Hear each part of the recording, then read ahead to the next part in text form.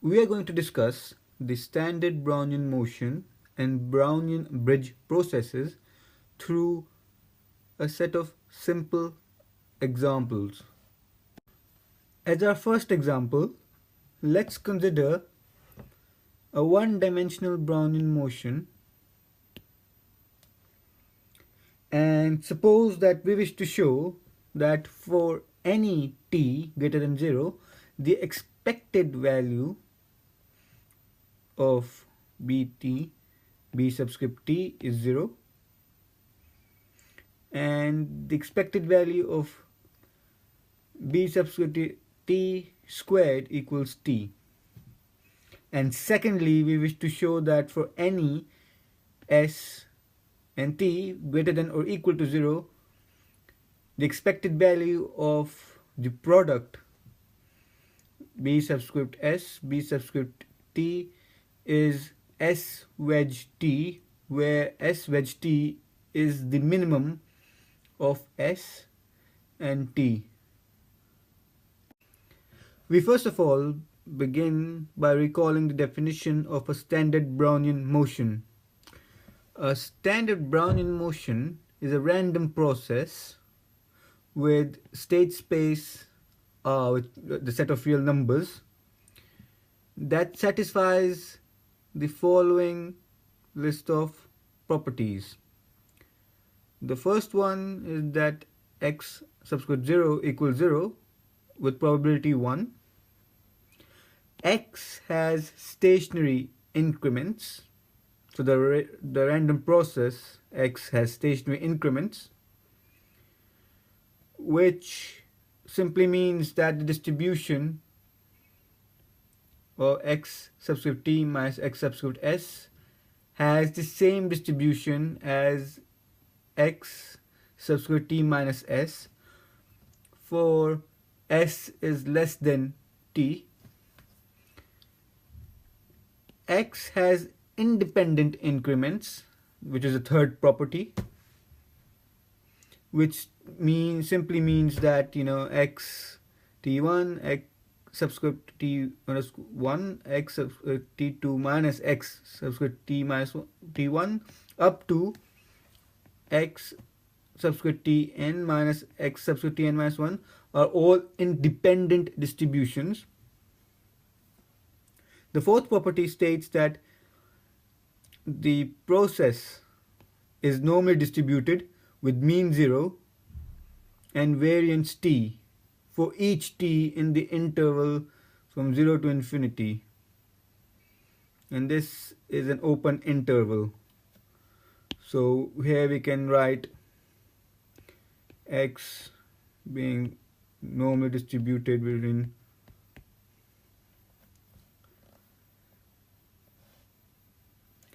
then the fifth property which it must satisfy is that with probability 1, t maps to the random process x t,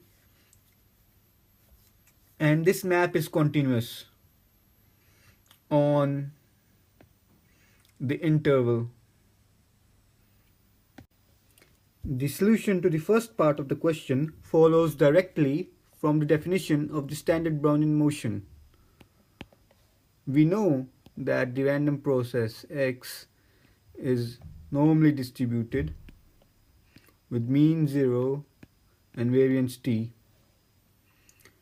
So this means that the expected value of b subscript t equals 0. Now variance of b subscript t is equal to e, the expected value of b subscript t squared, minus e, the expected value of b subscript t, which equals t. Now we know that e, the expected value of b subscript t, is 0, So we can conclude that the expected value of b subscript t squared equals t, as is required by part 1 of the question. To find a solution for part 2 of the question, we fix t to be greater than or equal to s to be greater than or equal to 0. So s is less than or equal to t. Then we find that the expected value of b subscript s, b subscript t, the product, equals the expected value of b subscript t minus b subscript s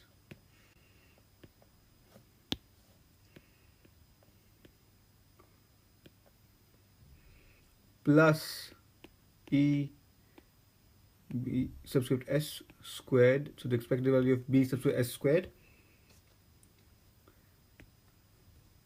Since the Brownian motion has independent increments, the random variables b t minus b subscript s and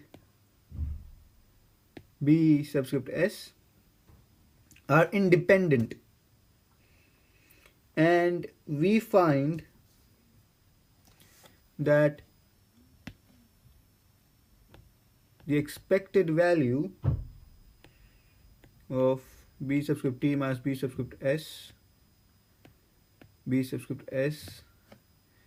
equals the expected value of b subscript t minus b subscript s times the expected value of b subscript s,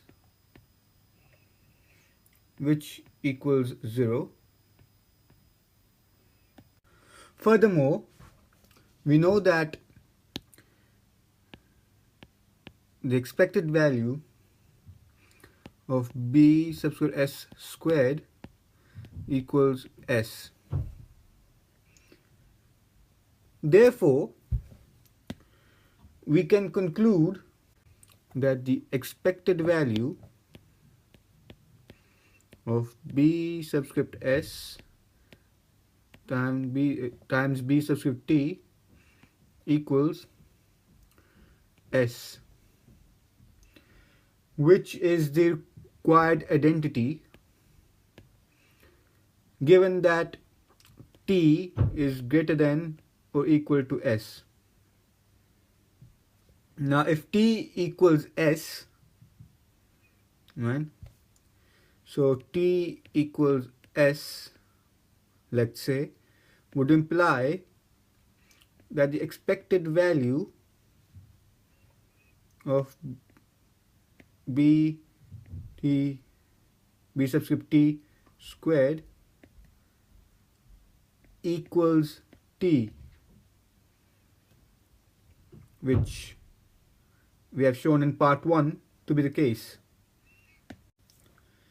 As another example, suppose that z equals, so we have a random process z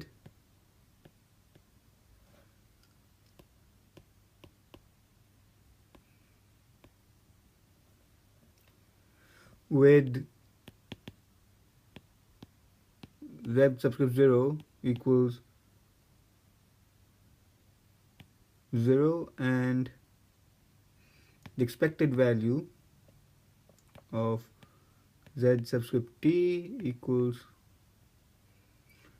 0. And this is a standard Brownian motion. And now let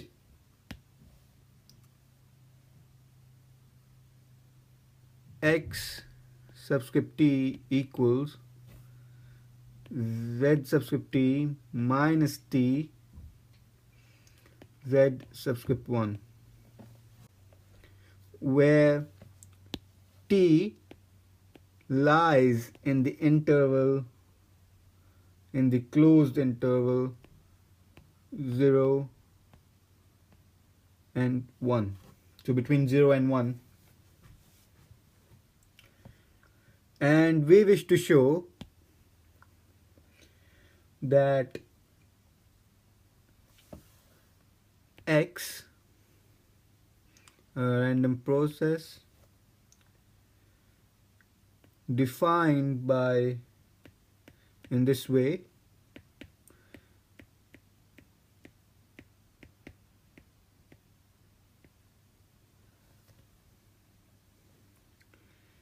is a Brownian bridge.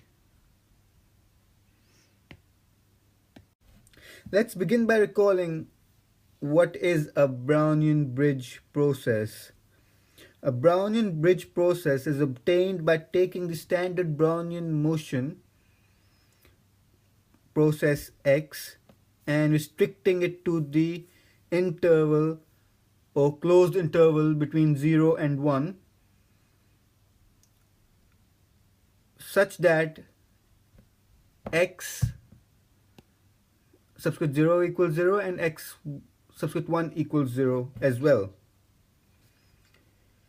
And this is how we get the Brownian bridge. And the Brownian bridge turns out to be an interesting stochastic process with various surprising applications. So let's define the Brownian bridge. A Brownian bridge is a stochastic process with state space being the set of real numbers that satisfy the following properties. So the first one we have discussed is that x subscript 0 equals 0 and x subscript 1 equals 0, with each with probability 1. The second property is that the process is a Gaussian process. The third property is that the expected value of x subscript t is 0 in the interval, in the closed interval between 0 and 1. So the variable t lies in this closed interval between 0 and 1. The fourth property is that the covariance of x subscript s and x subscript t is the minimum of s and t minus s times t for each s and t in the interval, in the closed interval between 0 and 1. The fifth property that needs to be satisfied is that with probability 1, the variable t maps into x subscript t, and this map is continuous on this closed interval between 0 and 1. So in short, a Brownian bridge process X is a continuous Gaussian process with x subscript 0 equals to x subscript 1 equals 0 with mean and covariance functions. So this is how one can understand what a Brownian bridge is.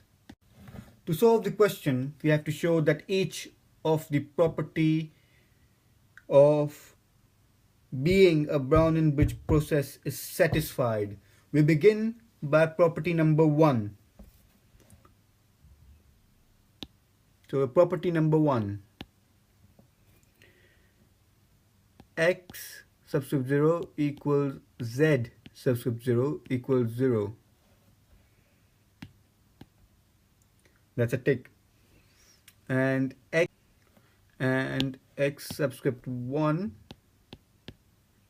equals z subscript 1 minus 1 times z subscript 1 equals 0. So property number 1 is satisfied. Property number 2 for being a Brownian bridge process is that the random process is a Gaussian process. So property number 2, we have to show that the process in question is a Gaussian process. So how do we proceed? The argument is as follows. The linear combinations of the variables in X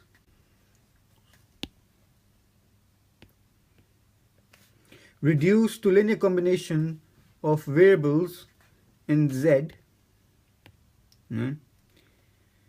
and the variables in Z have normal distributions.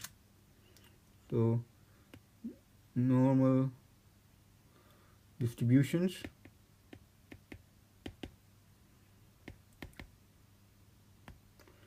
and therefore X is Gaussian.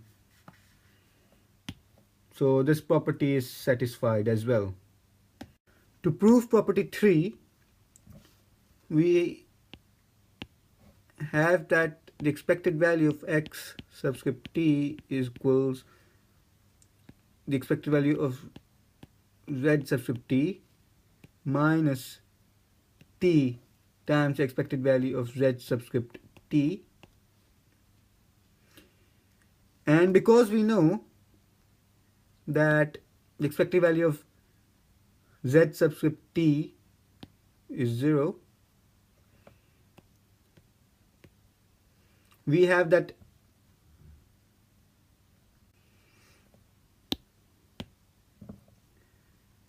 the expected value of X subscript T is nothing more than 0 minus T times 0, which equals 0, as required by the third property.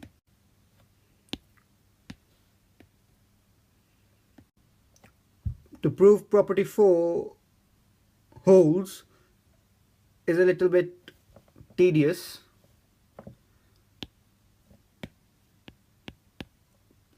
We have that the covariance of X subscript S, X subscript T equals the covariance of Z subscript S minus SZ1 subscript 1, and same for the T, X subscript T, we have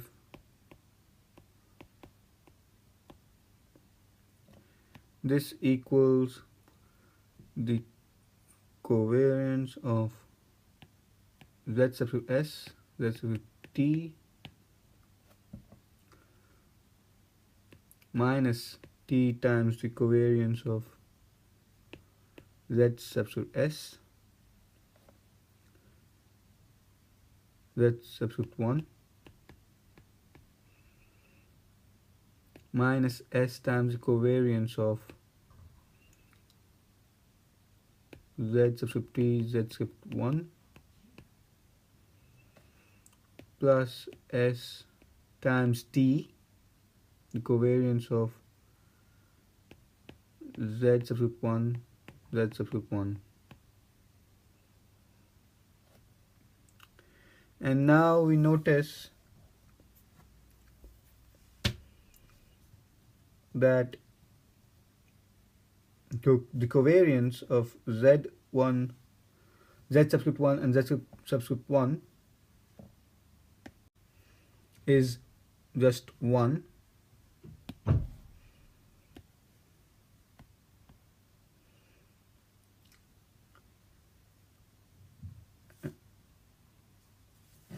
We find that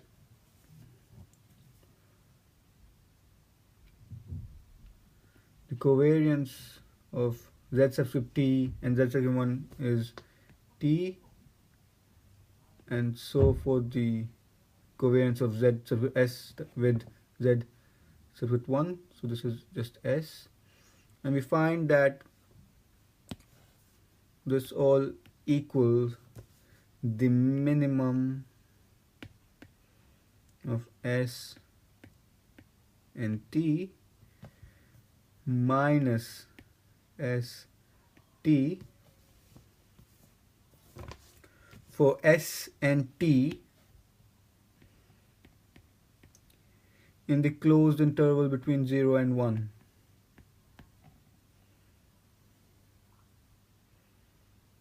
So we find that this property is also satisfied. To show that property 5 holds, note that t maps into x subscript t is continuous, so it's continuous on the closed interval between 0 and 1, and this is because t maps into z subscript t, which is also continuous on the closed interval between 0 and 1. So property number 5 is satisfied as well. And so we can conclude that x defined in such a way